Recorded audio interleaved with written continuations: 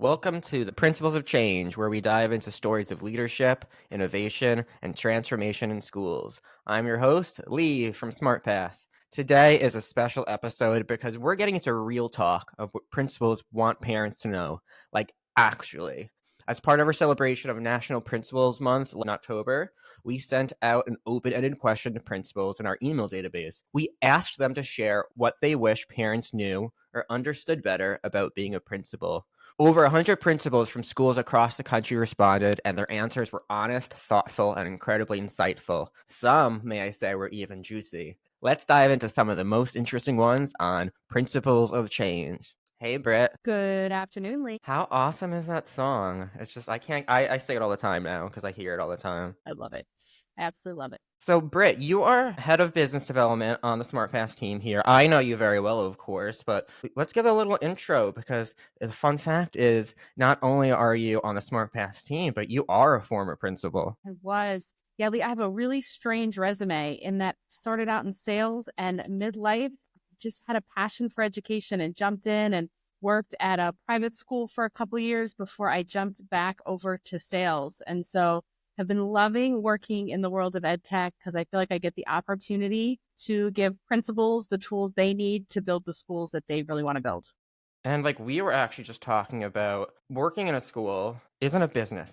It's different than every other business. It's you talk different, your goals are different, and like you're also not there to make revenue and profit. You're there to make change. Yeah, Lee, I have never run across a principal that was like, I'm in this for the money. Yep, that has never, ever happened. I would say most principals will say something like, I'm there for the kids. I want to mentor teachers. I want to give teachers a platform to mentor students. This is a job that really comes from the heart. I'll say it is not a 9 to 5. This is a 7 day a week. You're always thinking about it. You're always wondering how to do a better job, how to better invest in your students, create a better environment for your teachers. It's definitely a unique space. Yeah, well, let's dive into some of these responses because they're very good, very telling. And there were, like I said, we got over 100 responses. Some people opted to remain anonymous. Other people said we can cite them. But in these 100 plus responses, there were some really clear trends. And one of the biggest ones that we saw was that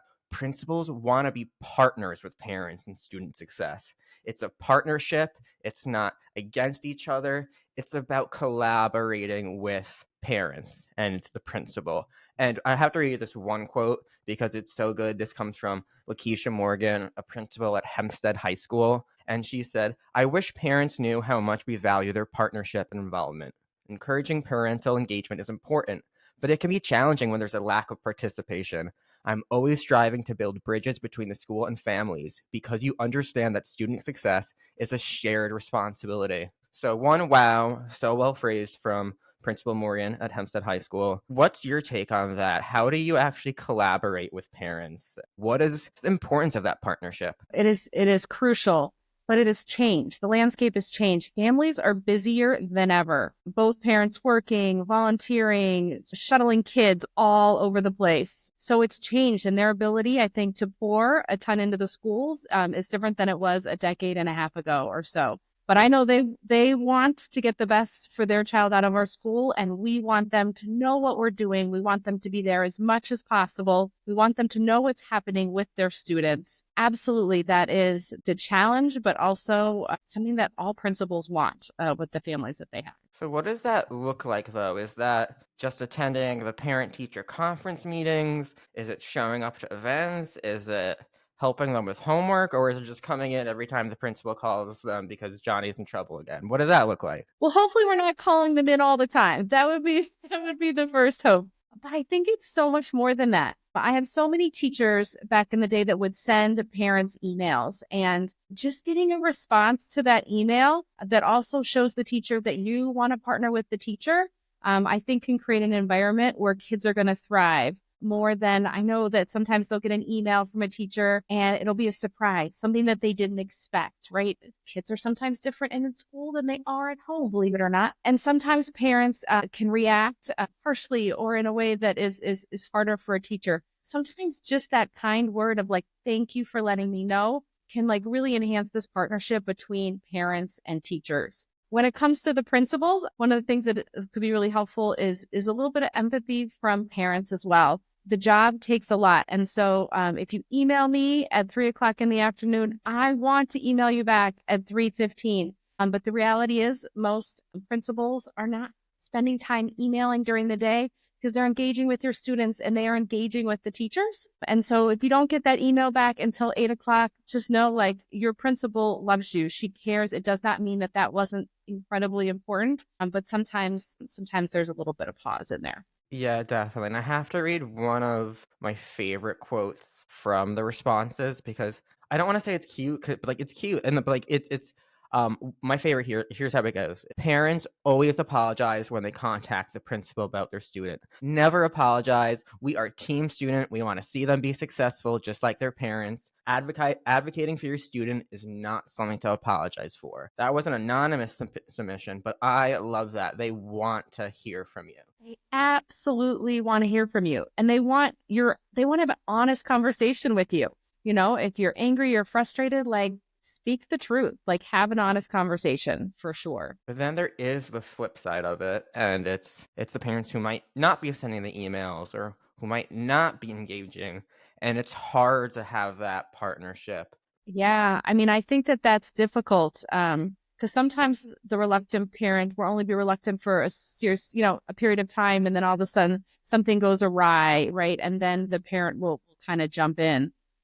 So if you are a principal and you're trying to encourage your teachers to have that engagement with parents, I like emails specific to a parent, not the general email to the entire class, but specifically, and sometimes mention like the great thing that happened, or if you saw something different that happened. We also have a lot of tools you can use, right? So if you, depending on your SIS or whether you run Schoology or things like that, there are tools within these products where you can touch base with a parent and send little notes. It's the little itty bitty touch points that I think can make all the difference in when a parent really needs to speak. They will speak and you need to hear them. Definitely. Moving on to one of the other trends we saw that was pretty major, and you were kind of hinting on it with like, yes, they want to email you, but they probably have tons of other emails. One of the big things I saw was that principals must balance the individual needs with the whole school's well-being. So many times parents should be their students' biggest advocates. They should be. Principals, they have to be the biggest advocates for everybody, and that's the entire community. And sometimes that could be just really difficult. So much easier said than done, Lee. So when I think about it, I think when you're sitting in front of that child and you've got that child and the parents in the office, or you're on the phone, like you want what's best for every single child across the board. You want to see every child thrive as a principal. But sometimes as a principal, you have background knowledge. You know more than sometimes the parent that's sitting there. You have that 10,000-foot view, and you might have knowledge that you can't share. So just like I might have information about your specific student that I can't share, I might have information about another student, and that's confidential to them and their family as well. And so it's this balancing act of making sure, like, yes, my job was to make sure I had the best environment for every single student. But ideally, every single specific student matters to me. So as a principal, I'd want to ask my parents, like, please trust that, like, this keeps me up at night. It's the first thing I think about in the morning. I've left meetings with parents crying. This hits us at home. So if you don't feel like you're getting the whole picture, it just could be because that principal can't share the whole picture. Yeah, I saw that a lot with just a lot of principals saying, this stuff keeps us up at night. We care. But your point about confidentiality, yes, there's the moral thing, but legally, principals can't share every single aspect about a situation, a policy, another student. So principals might have more information or the whole picture versus, again, the parent who should be their child's advocate, but might not know the entire situation. And that can just be tricky because it leads to that mistrust and lack of transparency. And families are dealing with really heavy things, heavier things than we have ever seen. I think one time I saw, like, back in the 80s, the biggest problem in the classroom was chewing gum or wearing a hat or something like that. Students, especially past COVID on the other side of 2020, are managing really heavy things, from mental health concerns to things that are happening at home to legal issues of their own. So I would say like this landscape has changed, but the heart of the principal has not. That's the biggest thing, that in all responses, through the jokes they made, through the um, criticism, complaints, everything came back to, we love the students, and like the principal wouldn't be there if they didn't. One of the really funny anonymous ones that I just loved, it was something like, believe me, I don't have the time to have a vendetta against your child. Even if I did, I don't have the time to do it. Believe me. That was one of my favorites. Yeah, I think that's really good. Like they will tell you like on a tough day, right? And I would say that I could probably say most principals across the board when you're having a tough day and like you need to smile, like you go find the kids. Like that's what you do. You walk into a classroom, you find the kid to high five, and you interact with the kids, and then it reminds you why you're there in the first place. So needing to smile made me think of another one we got, and that was one I actually haven't really considered as much, Hmm. but you might know more. And one was saying that people and parents don't realize how actually isolating and lonely it can be to be a principal. And I was like, oh wow, that makes a lot of sense. And the response went on to say that, maybe you were a teacher and now they're your former colleagues are under you, or you're just a principal and they're teachers and their staff. So you don't really have someone like they have that community. So it can be lonely. Absolutely. And it's such a unique leadership role because I feel like you're kind of a mayor and you're kind of a CEO. Like you kind of play both of those and you're a And kind of mentor. cheer captain. Cheer captain, yes. Probably 50% of the time, yes. But absolutely, like you have to be there for your staff, right? So you are not their friend. Like you are there creating the space so that they can thrive, right? And you have parents that all are asking things of you every single day, some which you can provide, some that you can't. It is very much a lonely space. I will say to principals, if you are feeling lonely, got to find your APs. Like find those assistant principals and remind each other that like you guys are in it together. You're not butting heads. Like you are in it together, no matter what's happening in your school.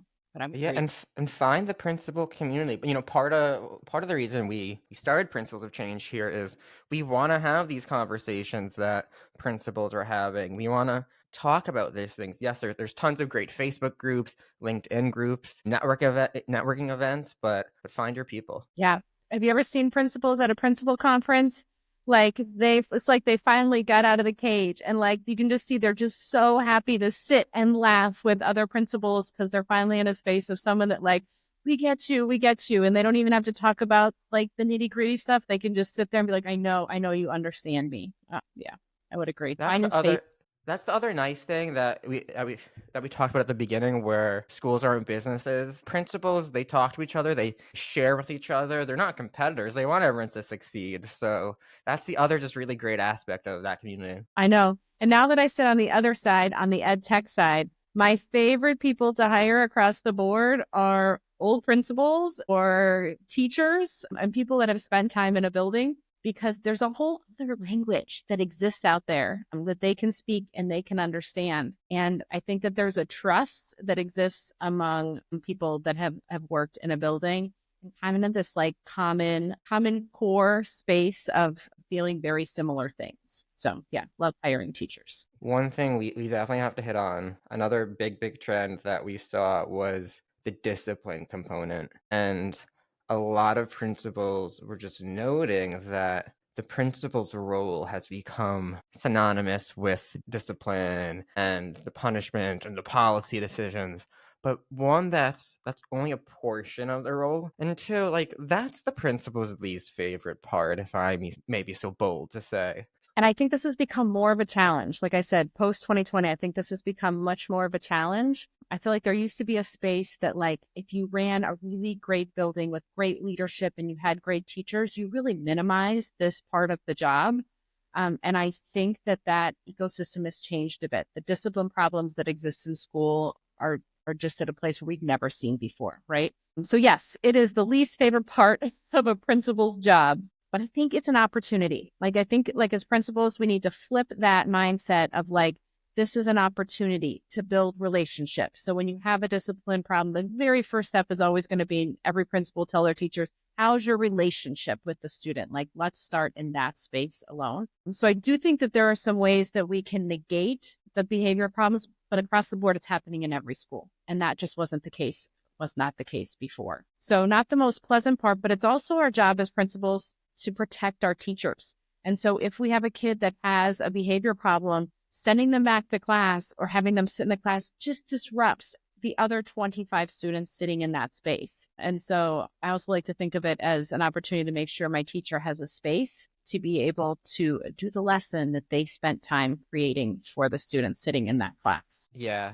there's so many responsibilities and administrative tasks that principals are doing that they really just want parents to know. I think a big aspect of it is, most people only really interact with the principal when they're in trouble or their child's in trouble. It's like blaming the doctor for getting bad news on your physical or something. You don't put the blame on the principal. One of the principal's responses was, "Remember, we're human." So I think that's part of it. It's like when they see the principal, they associate it with negative news and Yeah. discipline. But we could change that, right?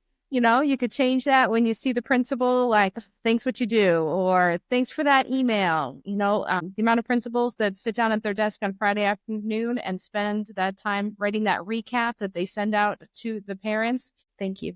Just like a little thank you can change a principal's day. So maybe we can change and have more interactions on the positive side versus on the negative side. Yes, well, if you were listening to this podcast and you're a principal, one, thank you. If you're a parent, thank your principal. Do something nice for them. Let them know. Main thing: assume positive intent with the principal. Just go in thinking there's that positive intent and collaborating with them and treat them like a person. Lee, thank you for putting this together. I think like you nailed it with the quotes. You nailed it on where principals are sitting and where parents are as well. And I hope that more conversations like this will continue to create great partnership between the two. Absolutely. Well, thank you, Britt, so much for talking to me. We can talk all day. We'll be back with a part 2 on this, Definitely. with what principals find most rewarding. But thank you, everybody, so much for listening, and we'll see you for another episode of Principles of Change next time.